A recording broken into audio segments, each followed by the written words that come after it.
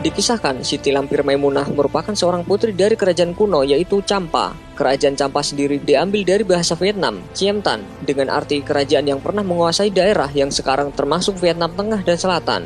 Diperkirakan antara abad ke-7 sampai dengan tahun 1832. Pada dasarnya, pada waktu remaja, Siti Lampir Maimunah ini adalah gadis yang cantik, baik namun sangat pemalu. Seperti wanita pada umumnya, saat dewasa, Siti Lampir juga pernah merasakan jatuh cinta. Sampai suatu hari, Siti berjumpa dengan seorang pengembara yang dipanggil Datuk Panglima Kumbang. Ia seorang bangsawan yang bergelar Datuk, dan sebutan Panglima Kumbang karena ia adalah panglima dari pasukan alam kegelapan.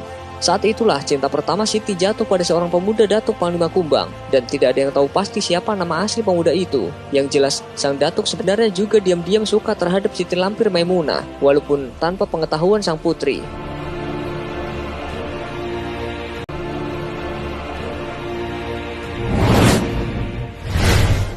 Kisah cinta Mak Lampir.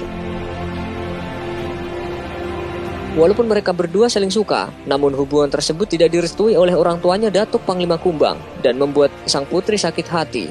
Karena sakit hati, maka sang putri pergi bertapa ke Gunung Marapi. Saat pertapaan tersebut, sang putri bertemu dengan seorang guru. Guru tersebut memberikan banyak sekali ilmu dan membuat sang putri sakti mandraguna tanpa tanding. Putri tersebut lalu mendapatkan julukan Mak Lampir dari warga sekitar gunung yang ketakutan mendengar suaranya. Di sisi lain, walau tidak mendapatkan restu dari orang tua Datuk Panglima Kumbang, tetapi Mak Lampir tetap saja terus mencari pujaan hatinya tersebut. Akan tetapi dia tidak pernah bertemu. Hingga pada suatu hari, Mak Lampir dan Datuk Panglima Kumbang akhirnya bertemu. Namun mereka bertemu dalam medan pertempuran, dan sayangnya Datuk Panglima Kumbang tewas dalam pertempuran tersebut.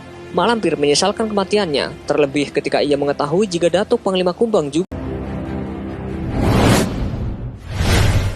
Awal mula peperangan bangsa gaib.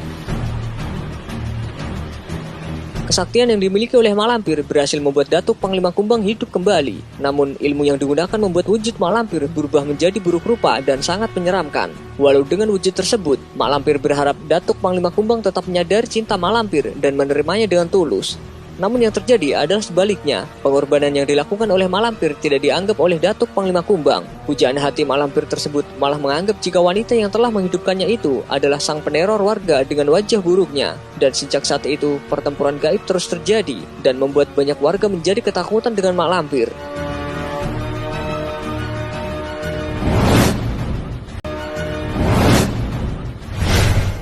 Cerita lain Mak Lampir di Pulau Jawa.